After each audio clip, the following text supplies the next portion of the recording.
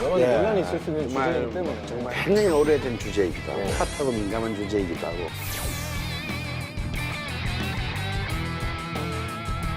통일이나 뭐 북한 문학에 관심이 없었다가 이번 기회에 한번 공부를 해보자.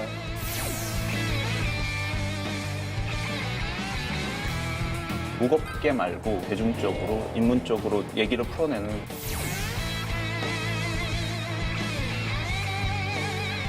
제가 몸담고 있는 역사 쪽 굉장히 큰 변화가 일어날 거라고 생각합니다.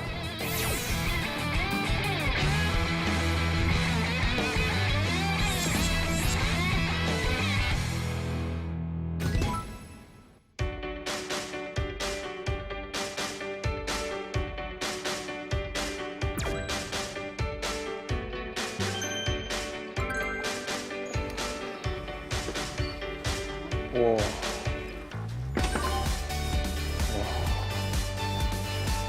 진짜 많다, 여기. 어머, 잠깐만.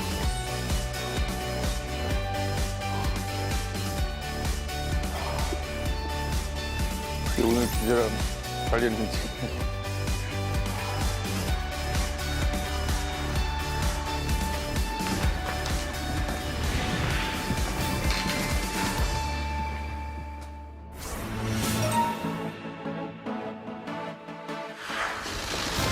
이게 무슨 얘기했나 확인이 되겠습니다.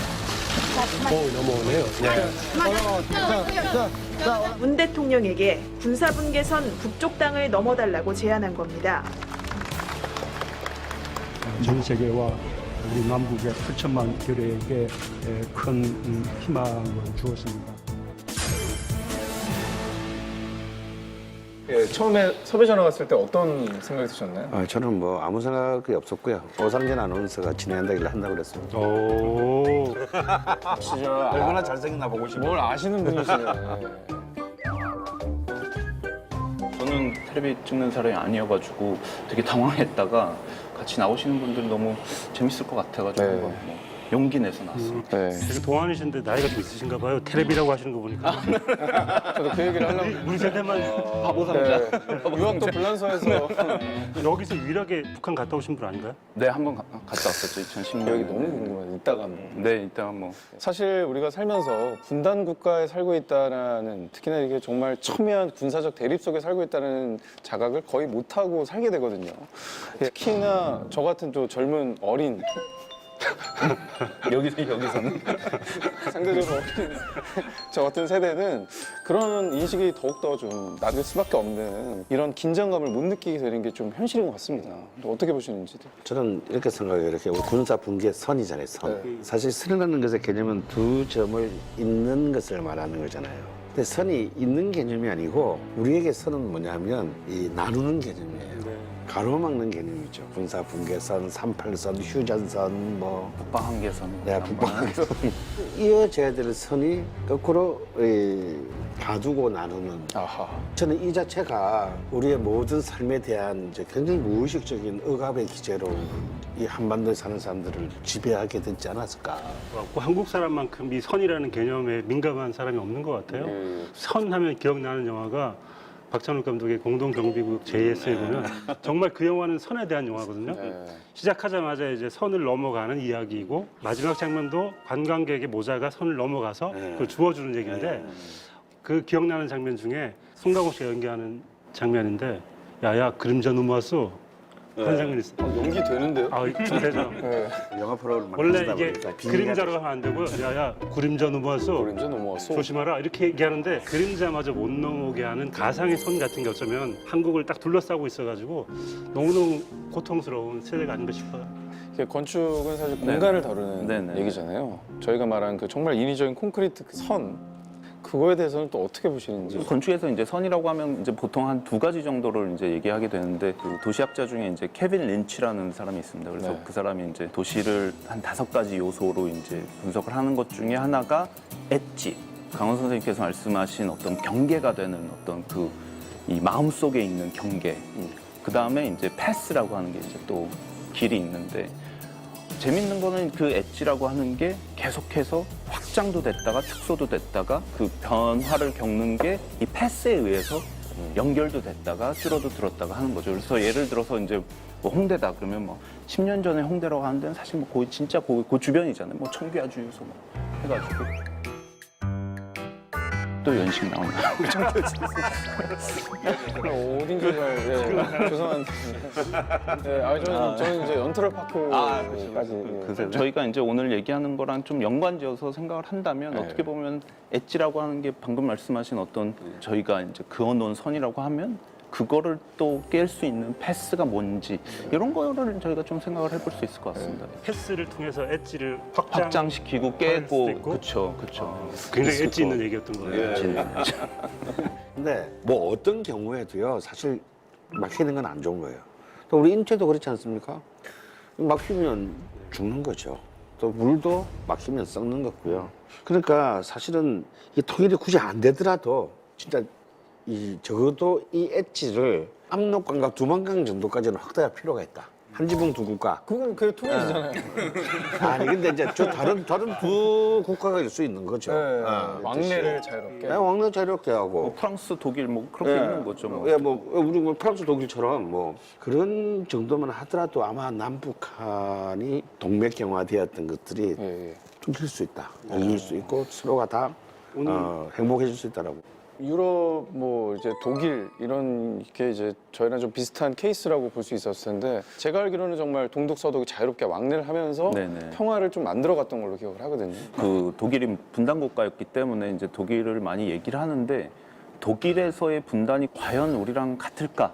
좀 약간 다르지 않을까라는 생각이 많이 들어요. 그러니까 이게 동독 서독의 분단이 동독은 그 동구권이 있었고 서독은 서구권이 있었기 때문에 이 그 다른 나라와의 단절을 가져오진 않는데 그 한반도의 분단은 한국의 완전히 완벽한 단절을 가져왔잖아요. 한국이 갑자기 섬나라가 딱 돼버렸으니까 우리는 이제 대륙으로 나갈 수 있는 이제 방법이 사라진 거고 남쪽으로는 그냥 이제 해상인 거고 그러다 보니까 이게 섬나라가 아닌데 섬나라가 돼버린 게 굉장히 지난 70년간 우리 어떤 뭐 여러 가지 문화라든지 사회라든지 이런 거를 영향을 끼친 것 같습니다. 제가 봤을 때. 근데 저는 우리나라가 사실상 섬이다라는 얘기 많이 하잖아요. 근데 이거는 또 관점의 차이일 수도 있다고 생각하는데 반대로 생각하면 영국 같은 나라, 섬나라지만 굉장히 큰 제국을 만들었잖아요. 그러니까 바다는 갇혀 있는 걸로 생각하면 이제 장벽이 될 수 있지만 또 이걸 길로 생각하면은 다른 대륙과 연결되어 있는 길일 수도 있는 거예요. 그러니까 이건 갇혀 있느냐 혹은 연결되어 있느냐는 정말 관점의 차이일 수도 있겠다.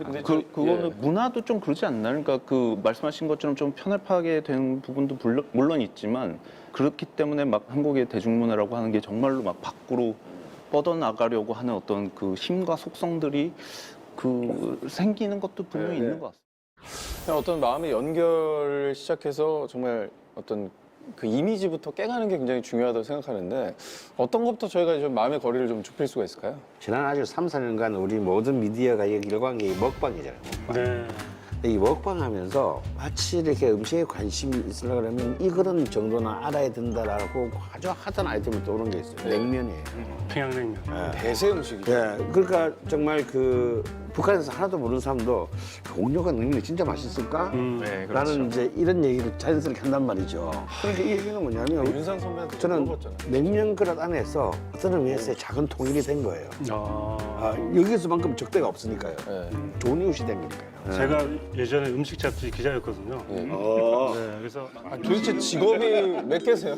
제보단 작을 것 같아요. 22개쯤 되는데 그 중에 하나 그 제가 했을 때 이제 네. 평양냉면 특집을 했어요. 네. 다녀보면 맛이 정말 미세하게 다르거든요. 그래도 그 족보가 또 개보가 다 다르죠. 있다고. 그 어떤 분이 이제 몇 개 분파로 나뉘고 이런 게 있는데 아드님도 있고. 근데 그 재밌는 게 맛이 정말 미세하게 다른 그게 평양냉면의 포인트이고 그 재미로 평양냉면을 드시는 것 같더라고요. 그리고 이제 저 요즘 주변에 뭐 맥주든 화장품이든 이런 거를 우리가 접하면서 가깝게 갈 수 있는 그런 부분이 오히려 요즘엔 더 중요한 부분 아닌가. 그리고 어떤 뭐 철로가 연결되는 것도 중요하겠지만 그런 어떤 문화적인 것들에서 이제 공감대를 조금 형성하는 게 좀 중요한 부분 아닌가 그런 생각을 합니다.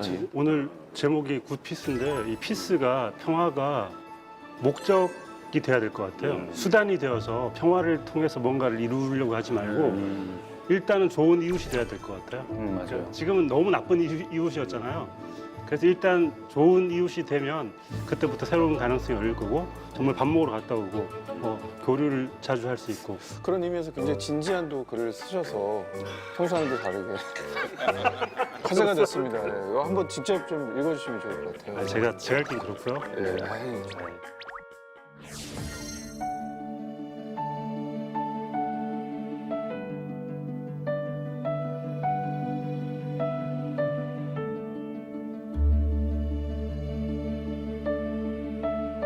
지금도 이주민 노동자나 이런 문제들이 꽤 많잖아요. 근데 그럴 때 그들을 어떻게 받아들이느냐가 정말 세계적인 화두이기 때문에 새로운 차별과 혐오가 생겨날 수 있다. 강강수월래를 할 생각을 하지 말고 네. 손을 놓고 더 많은 사람을 받아들일 수 있는 준비를 해야 되는 게 아닌가라는 생각으로 이제 이런 글을 쓰게 됩니다. 정강수원래 좋아하시는 분들은 안 좋아하시겠는데 이 얘기를 얼마나 재밌는 놀인데. 아니 근데 한번 상상을 해보고 싶어요. 남북한이 정말로 진짜 자유롭게 왕래를 하게 된다면 또 어떤 일이 벌어지게 될지 그 점에 대해서 얘기를 좀 해보고 싶은데 교수님 어떻게 보세요? 제가 몸담고 있는 역사 쪽, 그러니까 전국에 있는 사학과 뭐 이런 쪽에서는 굉장히 큰 변화가 일어날 거라고 생각합니다. 사학과에서는 보통 한 학기에 한 번씩 답사를 가요. 2박 3일씩. 전체 학과 구성원들이 전국을 돌아다니죠. 이번에는 뭐 전라남도 가면 다음번에는 뭐 경상남도 가고 뭐 이런 식으로 돌아다니면서 가는데 맛집 탐방 맛집은 보통 이 답사를 준비하는 친구들이 가장 중요한 거 아닙니까? 예, 중요하죠. 저도 답사 많이 다녀봤는데 사실 공부는 잘 안 하잖아요. 맞습니다. 저도 예전에 버스 타고 다녀봤는데 버스에서 자고 깨우에 일어나서 맛있는 거 오늘 점심 먹고 어디서 먹냐? 막 네, 산책 좀 하다 다시 버스를 이분이 약간 세대가 옛날 세대라서 그래요. 네. 보통 옛날 얘기입니다. 옛날 얘기를 해드리자면 답사 다니거든. 답사를 조금 옛날만큼 좋아하지 않는 경향도 있는데 예. 만약에 북한을 가게 되면은 얘기가 좀 달라지죠. 답사 붐이 일어나겠네요. 예, 그렇죠. 굉장히 신선하잖아요. 예, 그러니까 아마 전국의 역사학과들에서는 이 답사만으로도 엄청나게 큰 변화가 발생할 것 같아요. 역사 국어학 말씀하셔가지고 그 건축 분야도 그런 분야가 있잖아요. 그분들은 이제 개성 가고 싶어서 이제 난리죠. 거기는 그 한옥마을이 너무 잘 보존이 돼 있기 때문에 뭐 북천 뭐 이런 거는 뭐 저리 가라 할 정도로, 왜냐면 거기가 이제 38선 이남이거든요. 그래서 폭격을 피했거든요, 전쟁 때. 그러니까 한옥 남아 있는 게 다 있고 하기 때문에, 그다음에 이제 그 고려시대 유적도 있고 해서 거기 엄청 가고 싶어 하시는 것 같아요. 네. 아니 답사문화도 그렇지만 이제 정말 그렇게 학창 시절에 부러워하셨던 직접 발굴도 할 수 있고 연구도 할 수 있는 길이 열리는 거잖아요, 선생님한테는. 네, 그렇죠. 제가 제일 바라는 게 바로 그런 것들이죠. 근데 저보다는 고고학자들이 굉장히 큰 기대를 갖고 있는 걸로 알고 있습니다. 왜냐면 역사학자는 그래도 문헌을 위주로 공부하는 사람들이기 때문에 북한 사람들이 가지고 있는 자료나 우리가 가지고 있는 자료나 고대사 분야에서 사실 큰 차이는 없거든요. 근데 이제 고고하고 완전히 얘기가 다르죠. 거기는 땅을 파서 그러면 물질을 북한의 끄집어내니까. 고고학자들은 별로 활동을 안 하나요? 북한에서도 하죠. 하는데 이미 그들이 많이 해놓은 작업 같은 게 있지 않나요? 그런 게 있는데 고고학이라는 것은 인력이 들어가잖아요. 장비가 들어가고 하는 거기 때문에 자본이 필요한. 그렇죠. 자본이 많이 필요합니다. 그러니까 남한에 있는 고고학자들이 생각하기에는 좀 더 좋은 장비 이런 것 이용해서 좀 더 좋은 발굴을 할 수 있는데 그게 좀 아쉬운 점이 있는 거죠. 아니 뭐 비단 역사 전공자뿐만 아니라 일반인들도 너무 예. 그 일단 관광 산업의 획기적인 그 변화가 있을 거고, 요즘 무엇보다 전국 엔터테인먼트 학과들도 완전히 어떤 면에서? 왜냐하면 북한 같은 경우는 굉장히 양질의 아까 말한 예술적 기량을 가진 사람들이 너무 많아요. 악기 하나씩 다 하시고. 그렇죠. 그러니까 북한이 아직까지 훼손되지 않은 그런 자연을 배경으로 그런 것들이 그 지역마다 이렇게 개발이 된다. 왜냐하면 북한은 그런 부분에 대한 충분한 노하우를 갖고 있거든요. 그렇게 되면 굉장히 고급 관광 코스가 만들어져서 진짜 그런 생각이 드는데요. 라스베가스의 오쇼, 카쇼 같은 게 그런 평양에서. 이제 아이들 동반이 겁니다. 그쵸. 적어도 라스베가스가 뭐 한 무대에 막 1,500명 뭐 이런 한 마을 사람 전부 다 나오는 이미 기획을 많이 해놓으신 것 같아요. 예. 그런 걸 보게 될 것 같습니다. 너무 기대되는 상황이네요. 아까 이제 말씀하셨던 어떤 영화 부문에서도 활발하게 교류가 될 것 같은데. 사실 김정은 이전에 김정일 때는 사실 영화의 전성기였거든요. 본인 스스로도 이 영화를 너무 좋아해요. 영화를 너무 좋아해서 자기 그 할리우드 영화 2만여 편을 자기가 소장하고 있을 정도로 대단한 영화광이고 영화 예술론이라는 책도 냈어요. 그래서 그 교시에 따라서 연기를 하기도 했었는데 사실 김정은 때로 와서는 영화가 거의 제작이 안 되고 있거든요. 2012년 이후로는 한 편, 두 편밖에 안 되고 있는데 그게 가장 큰 문제는 자본인 것 같아요. 그러니까 자본이 없다 보니까 이 영화가 만들어지지 않는데 만약에 이게 교류가 활성화되면 북한의 영화 인력들이 꽤 많이 있고 거기도 약간 국가주의로 영화를 만드는 게 있는데 그 시스템과 우리의 시스템이 합쳐지면 어떤 게 나올지 너무 궁금하고 애니메이션 있잖아요. 그 애니메이션을 또 워낙 북한이 잘하는 유명하죠. 애니메이션. 잘한다고 하더라고요. 네, 북한은 애니메이션 최고죠. 세계 최고죠. 근데 이제 북한 소재 영화가 저희가 어릴 때만 해도 이 북한을 다룬다는 것 자체가 이제 금지되는 어떤 일이었는데 네. 상당히 많은 콘텐츠가 이제 북에서 뭐 너무 아니요, 많이 다뤘죠. 방공 영화에서. 그러니까 이제 일방적으로 정말 괴물, 몬스터, 뭐 도깨비 막 이렇게 그렸는데 저는 거의 매 학기에 2번은 그 강제적으로 동원돼서 간 기억이 있습니다. 저 또리 장군 보면서 북한 가면 다 저렇게 뿔나 있나 네, 사람들. 그렇게 해서 그 아마 그 영화가 아무래도 이제 그 교육적 견지에서의 북한관을 완전히 결정지은 굉장히 중요한 영화죠. 또리 장군 얘기하셨는데 그게 너무 무서운 것 같은 게 지금도 우리는 또리 장군의 주제가를 기억하고 있어요. 또리 장군 나아가신다. 야, 이걸 이를 비켜. 이거 기억하고 있는 내가 너무 싫어. 그런데 평생 기억할 것 같아요. 근데 이게 어릴 때 보는 영화가 얼마나 그 중요한지. 이미지라는 게 네. 정말 오래 가잖아요. 근데 이게 시간이 흘러서 그렇게 그렸던 어떤 북한에서 온 사람들의 어떤 캐릭터들이 조금씩은 좀 현실감 있는 캐릭터가 그려지는 것들이 굉장히 많았던 것 같아요. 뭐 흔히 말하는 이제 강철비나 뭐 의형제 이런 작품들 뭐 다 보셨겠지만 그런 변화들이 또 눈여겨볼 만한 게 북한도 우리랑 똑같은 사람이다라는 이제 최소한의 전제. 예, 다만 체제가 다를 뿐이지 서로가 살아남기 위한 방식은 본질적으로 다를 바 없다라는 이제 전제에서 이루어지는 영화들이죠. 요즘 북한을 다루는 방식도 좀 약간 클리셰 느낌이 있어요. 확실히 클리셰가 네. 있고요. 일단 그 배우들을 누가 했는지만 봐도 알 수 있는데 네. 강동원, 꽃미남 고규 이런 사람들이 북한 김수현. 네, 그러니까 한국에서 가장 잘생긴 배우들이 북한 사람 연기를 하는 이유는 우리가 그동안 아까 또리 장군을 비롯하여 수많은 편견이 있기 때문에 이걸 깨기 위해서는 더 강한 수를 써서라도 이걸 깨고 싶다라는 감독의 의도가 아닐까라는 생각이 들어요. 과묵하고 정의 그렇죠. 명령을 받아서 하지만 인간적인 면모는 또 있고 막 약간 어떤 이런 캐릭터들이 많이 있었던 것 같아요. 반면에 이제 남한 사람은 개그를 맞잖아요. 항상 말이 많고 떠들고 뭐 싸움 같은 것도 항상 뒹굴고. 예. 반면에 북한에서 약간 온 찌들어 사람들은 있고 약간. 예, 그렇죠. 북한에서 온 사람들은 절도 있고 싸움도 잘하고 잘생기고. 거기서 저 되게 중요한 포인트가 유머 감각인 것 같거든요. 그러니까 북한 사람들 약간 유머 감각이 없게 그려지고 남한 사람들은 약간 웃긴 사람들로 그려지는데 시간이 지나면서 서서히 서로 비슷해져. 동화되는 느낌 같은 게 있거든요. 피식피식 하다가 이제 그렇죠. 빵 터지는. 근데 그걸 노리는 것 같아요. 영화 만드시는 분들이. 대중음악 쪽에서도 굉장히 좋을 것 같아요. 저는 개인적으로 생각하는 게 프로듀스 101 같은 거 북한에서 하면 재밌겠다. 정말 난리가 날 것 같아요. 가장 많이 바뀔 것 중에 하나가 대중음악이나 클래식 같은 음악과 공연 부분. 사실 북한의 오케스트라 같은 수준은 우리가 사실은 넘사벽이다라는 얘기가 틀리지 있어요. 않으니까요. 제가 북한 작가가 작곡한 출강이라는 거문고 독주곡이 있어요. 예. 저는 이거는 이제 창작 국악입니다. 저는 그 한 곡을 듣고 기절했습니다. 분명히 우리의 원형 거문고 음악의 원형을 갖고 있으면서 굉장히 미래지향적이며 동시에 대중적. 들어보고 싶다. 아니 여기서 유튜브에 위대함이 있어요. 볼 수 있어요? 유튜브에 출강 치시면 수백 개가 뜹니다. 그 연주가 누가 하는 게 뭐 최고입니까? 우리 남한 이제 연주자들이 또 있어요? 악보가 이제 내려왔네요.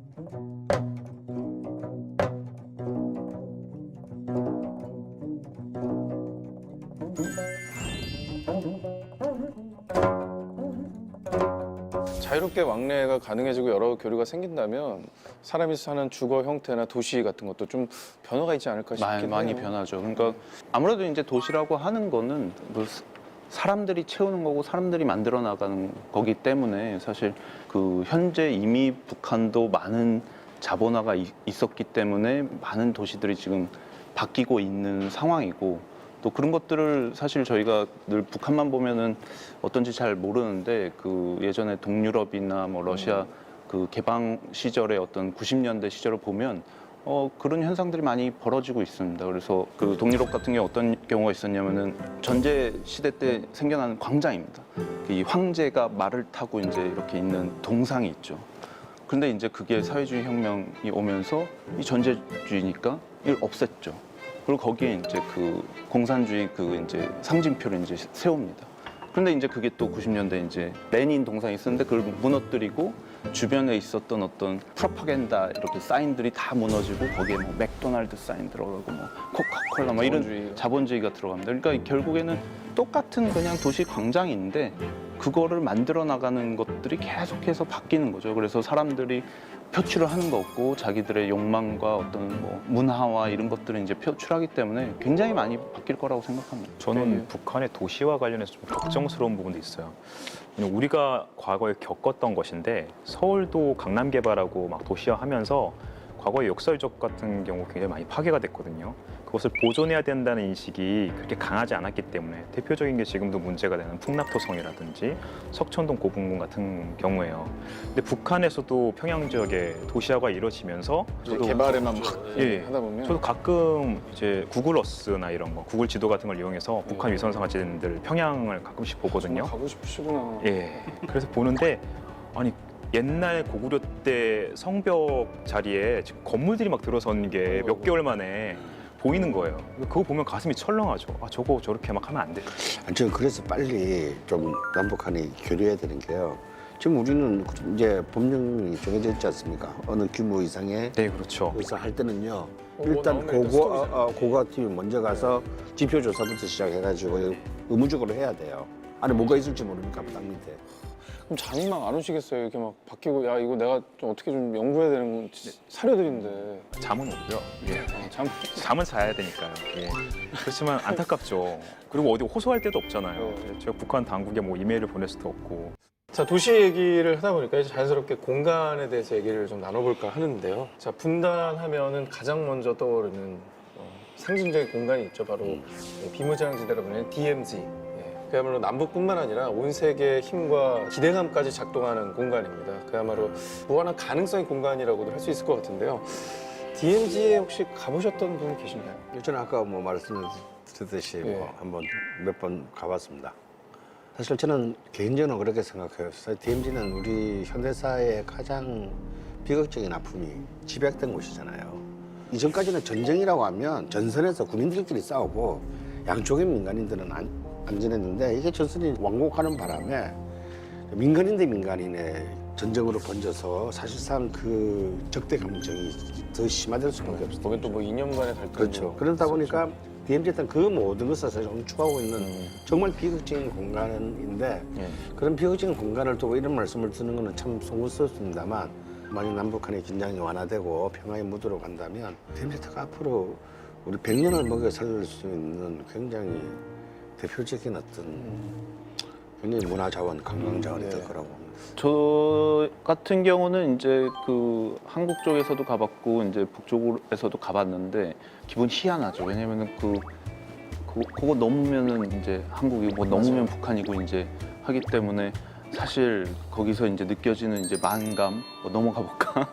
이제 뭐 김정은 위원장이랑 뭐 문재인 대통령께서는 뭐 왔다 갔다 하셨지만 그런 어떤 막 충동이라고 하는 것도 있고 사실 뭐 그 역사 현장에 와 있다라고 하는 어떤 그 무게감은 분명히 있는 것 같아요. 어떤가요? 이렇게 조용한가요? 조용하죠. 조용하고 거기 왜 회담장 있잖아요. 회담장 들어갈 수 있고 그 뭐 마이크 선이 뭐 그 분계선이다 막 이런 얘기를 하는데 굉장히 그 실감이 오히려 안 나죠. 이게 진짜 우리가 분단이 맞나? 이거 너무 그냥 편하게 느껴지는 게 되겠구나라는 부분에서 이제 되게 신기했고 또 한편으로는 이제 저 같은 경우는 이제 주변에서 이제 건축하는 외국 애들이 이렇게 한국에 많이 방문을 하는데 정말 신기한 게 모든 그 한국을 방문하는 제 외국 친구들은 DMZ를 갑니다. 그러니까 걔네들 입장에서는 한국 오면 한국을 알고 싶으면 가는 곳이라는 거를 이제 보면 오히려 저는 그래서 한국 사람들이 조금 관심을 갖고 한번 가보는 건 중요한 것 같아요. 아까 말씀하셨지만 거기 갔을 때 진짜로 그 느껴지는 어떤 그 체감하는 이성적으로가 아니라 감성적으로 체감하는 부분이 각자 다를 텐데 그게 다 소중한 것 같거든요.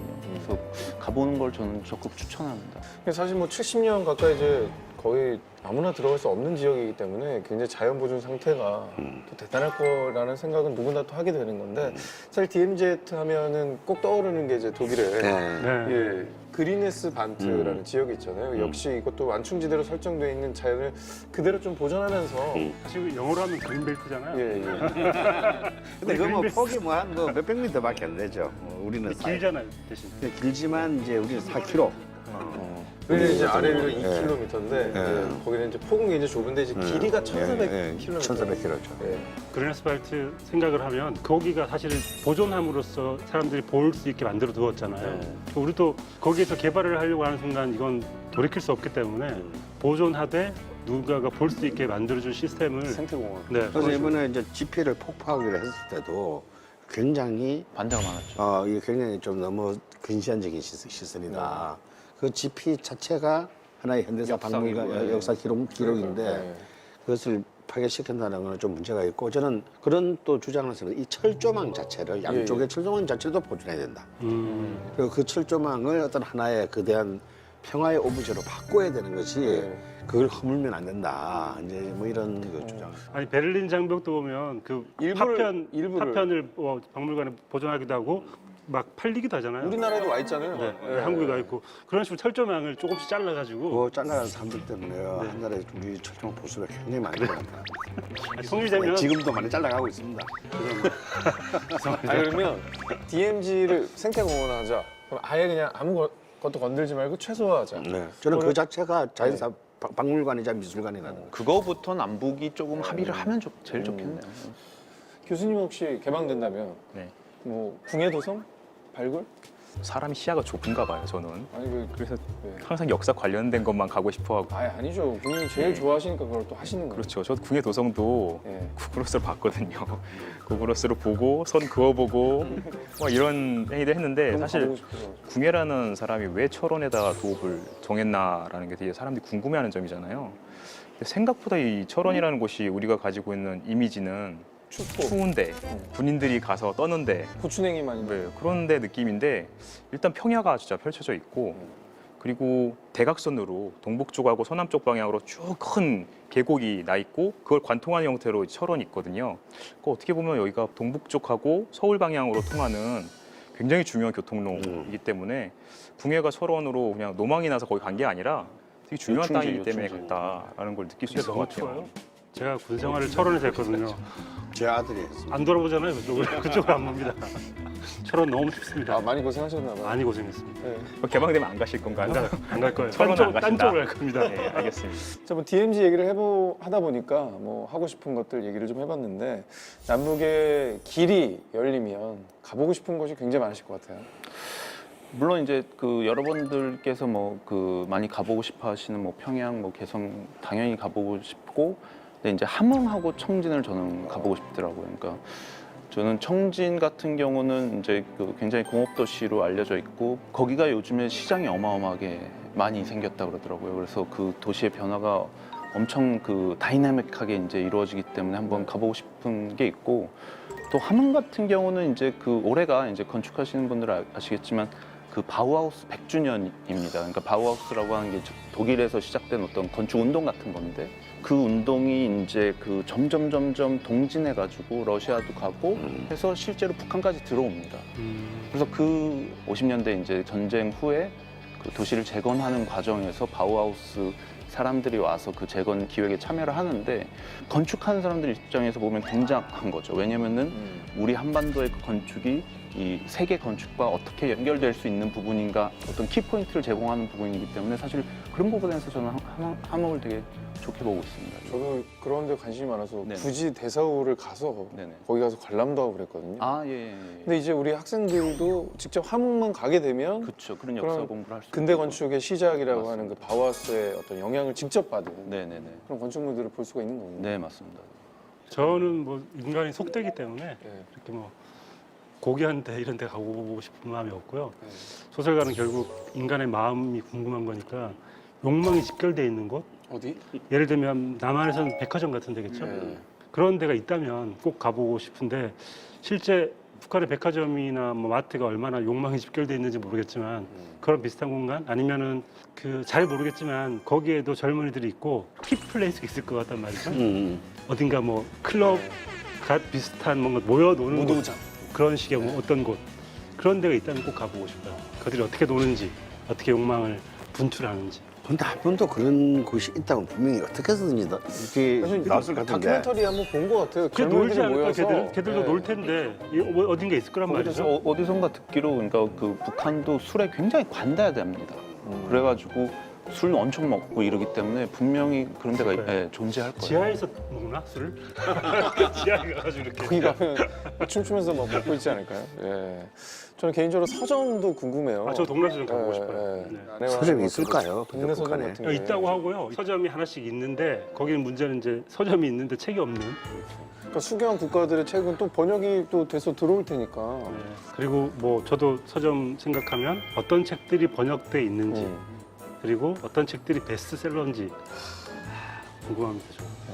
저는 반대로 북한의 인민들이 자유롭게 우리 쪽으로 이제 넘어온다고 했을 때 어디를 가면 좀 재밌을까요? 그 소개하고 싶은 공간 같은 게. 저는 제가 박물관을 좋아하기 때문에 네. 박물관을 제가 좋아하는 이유는 가장 효율적으로 시간과 공간을 압축해 놓은 곳이에요. 그러니까 무언가를 공부하려고 할 때 그 관련된 자료들이 다 모여 있는 곳이거든요. 그래서 저는 박물관을 좋아하는데 북한 사람들도 마찬가지지 않을까요? 우리도 박물관에도 함께. 아 그렇죠. 가야죠. 예. 거기 뭐가 있습니까?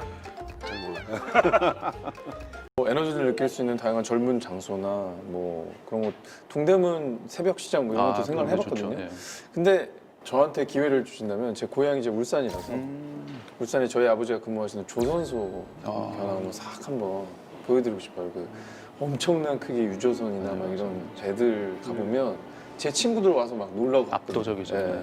울산이 그 나름의 상징성 있지 않나요?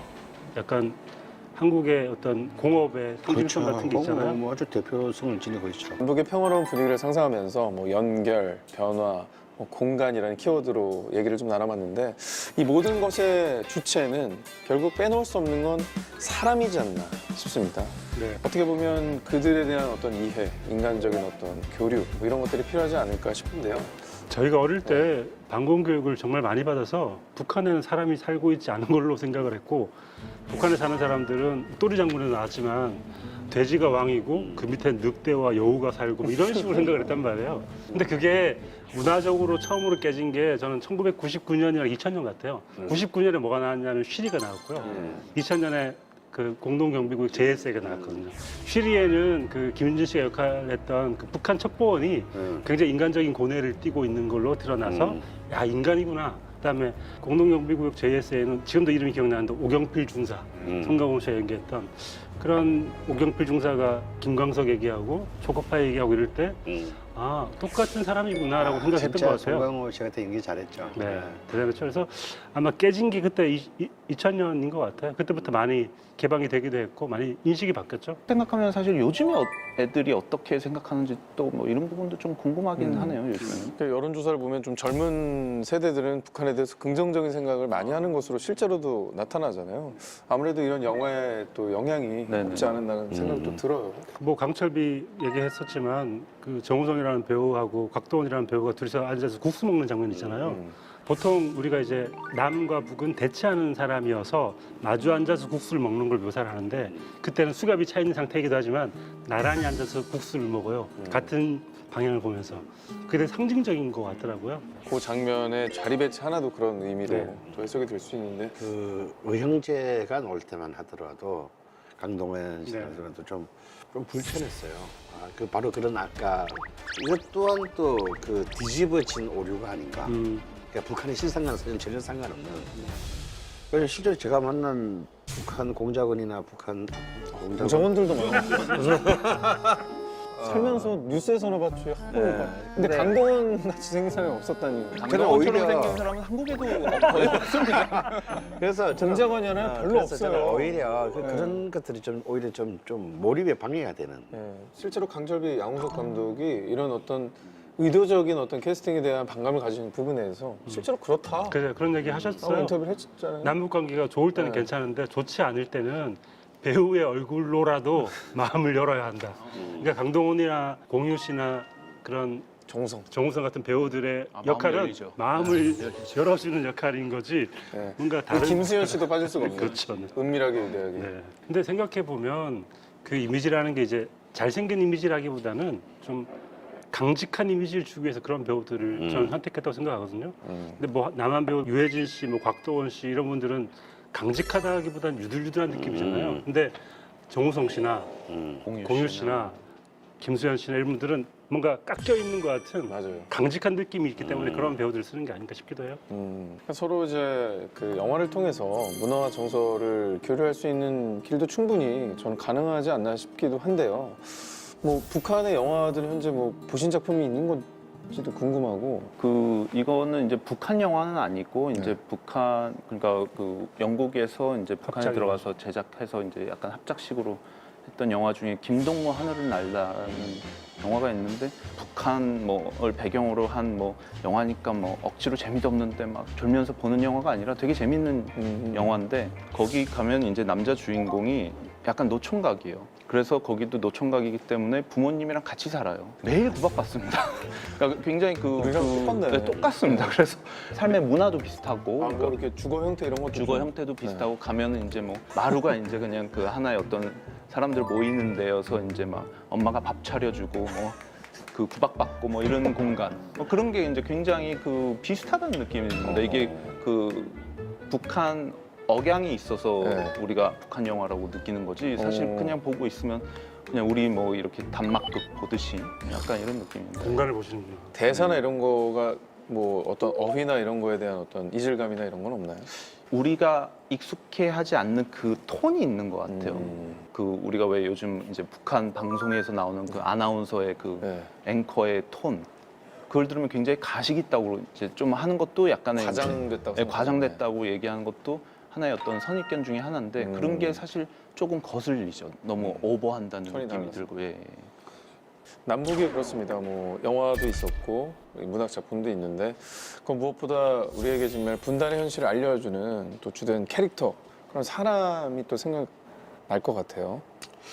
아마 김순남이라는 작곡가면은 누군지 그 대부분의 분들이 모르실 테지만요. 나중에 백남준 선생이 신은 조선에게 김순남이라는 선물을 주었다. 그리고 도로 뺏어갔다. 라는 유명한 말로 남아있는데 이분이 왜 천재였냐면 아주 어린 나이에 서구의 모든 음악 이론을 받아들이고 그리고 그 바탕에서 다시 한국적 법을 창조적으로 냈다는 점입니다. 그리고 우리가 흔히 말하는 투쟁가에서부터 예술가곡, 교향곡, 오페라까지를 다 커버한 사람이에요. 근데 좌익으로 몰려서 이제 어쩔 수 없이 이제 월북을 선택을 했고 북한의 국가가 공식적으로 제정되기 전까지 김순남의 인민항쟁은 사실은 대구 인민항쟁을 기린 노래거든요. 46년. 그 노래를 북한의 국가와 같은 예우를 줬습니다. 근데 1953년에 이제 남노계 숙청 과정에서 임화라든지 김남청 같은 남노계 시인 소설가 다 처형되는데 이분은 사형은 받지는 않아요. 근데 이 사형보다 더 잔인한 판결을 받습니다. 작곡을 하지 말 것. 그래서 이제 그 북한의 예술사에서도 삭제됩니다. 그래서 이제 대한민국에서는 월북을 했으니까 삭제됐고 북한에서는 남쪽에서 올라왔기 때문에 삭제했습니다. 아마도 이분처럼 요즘은 이 분단의 가장 그 모순과 비극을 보여주는 최인 소설 광장 내용. 바로 그런 그것에 하여튼 제 오랜 꿈이 이 사람을 가지고 영화로 만드는 것이었는데 아직까지 성공하지 못했습니다. 김순남이라는 인물. 뭐 이렇게 문화적 교류를 통해서 아픔을 가진 또 여러 가지 인물들이 있잖아요. 예. 혹시나 뭐 저 문학에서는 뭐 대표적인 작가가 백석 작가인 것 같고요. 그 백석이라는 그 연극 보셨어요? 네, 봤죠. 네. 그 연극도 정말 백석 평전도 사실은 굉장히 재밌는 책이고 안도현 씨 네네네. 백석이 뭘 상징하나 생각을 해보면 백석이 상징했던 건 서정과 평화, 고향인 것 같거든요. 그러니까 이게 분단되면서 우리가 잃어버린 게 뭐냐 하면 서정과 고향인 것 같고 제가 또 좋아하는 시 중에 국수라는 시가 있는데 많은 분들은 이 국수라는 시가 냉면의 원형일 것이다라고 추측을 하시는 분도 있습니다. 그리고 그 국수라는 시의 중간에 보면 이 희스무레하고 부드럽고 슴슴하고 수수한 맛이라는 표현이 나오는데 맛 표현이 그게 저는 고향의 맛 네. 그리고 그 수수한 맛인데 오랫동안 기억 남는 그런 생각을 하면 백석이라는 시인이 다시 교류를 하면 또 재평가될 만한 때가 오지 않을까. 한때는 또 금지어였잖아요. 그렇죠. 이렇게 말할 수 없는 작가였었는데. 지금 이미 뭐 지금은 많이 이제 젊은 작가들이 제일 좋아하는 시인이 제일 좋아하는 백석 시인이 시인이니까요. 백석이죠. 사랑 고백할 때 그 항상 인용되는 그 문구도 있잖아요. 워낙에 불꽃 같은 사랑을 하셨던 분이기 예, 때문에 예. 그런 것도 있고. 또 잘생겼잖아요. 엄청 잘생긴. 김순남도 그 당시 이제 좀 장안 3대 미남 중. 약간 문학과 음악계가 지금 대결 구도를 그래서 벌이고 이게 있는 뭔가 좀 약간 미남 대결이네. 그때도요. 참 진짜 참 더러운 세상입니다. 잘생기고 봐야 돼. 그래서 강동원 이런 캐스팅이 나오는 겁니다. 아 그래서 그거 싫어하셨나요? 그래요. 그래서 약간 그런 반감 있으시고 잘생긴 남자 별로 안 좋아하시는 안 거예요? 좋아하죠. 총 맞았습니까? 별로 안 좋아하시겠군요. 네. 우상도 씨는. 아, 저는 오상 저는 예외입니다. 모든 법제는 예외가 있죠. 감사합니다. 오늘 정말 여러 가지 얘기를 하셨는데 이제 마무리를 좀 해야 될 시간이 된 것 같습니다. 오늘 이 자리 뭐 어떠셨는지 한 말씀씩. 사실 뭐 저희가 그냥 일반인이잖아요. 그러니까 뭐 그 통일의 아, 종사. 이분은 일반인이 아니잖아요. 이분 오늘 이번 저희가 일반인이 아닌 결론적으로 걸로 결론적으로 그게 잠정적으로는 조금 네. 그 의구심이 드는데 그래서 그런 부분이 저희 세대 때는 조금 좀 더 그 다른 이야기들로서 남북의 문제, 뭐 통일의 문제, 한반도의 문제에 대해서 진지하지만 그래도 너무 무겁지 않게 우리가 이야기를 만들어 나갈 수 있겠다라는 생각을 좀 해봤습니다. 예. 그게 이어서 제가 말씀드리면 오늘 뭐 저도 너무 좋았습니다. 제가 모르는 얘기를 너무 많이 들을 수 있어서. 저희가 모르는 얘기가 너무 많이 들었는데 큰 이득을 보는 느낌이에요. 예, 이런 데가 좀 많아졌으면 좋겠다는 생각이 듭니다. 그리고 북한 감식 다 가보시고. 아니 근데 오늘 가면 불법이 체포돼요, 선생님. 북의 전망을 얘기하시는 거랑 우리 보고 북한 한번 갔다 오시라고 얘기하는 게 정말 북핵 인사이신 것 같아요. 자주 다녀오시는 것 같아요. 저희한테 지령 주신 거 아니에요? 갔다 오라고. 저한테도 개인적으로 너무나 의미 있었던 것 같습니다. 대화하면서 가장 또 많이 나온 얘기가 남과 북의 거리를 좁히는 데 있어서 가장 중요한 건 또 서로의 이해하려는 어떤 마음이 아닌가 생각이 듭니다. 오늘 이 시간에 그러면 마음의 거리를 좀 더 좁히는 기회가 됐길 바라면서요. 오늘 감성 토크 굿피스 여기서 여러분께 인사를 드리도록 하겠습니다. 시청해주신 여러분 고맙습니다. 안녕히 계십시오.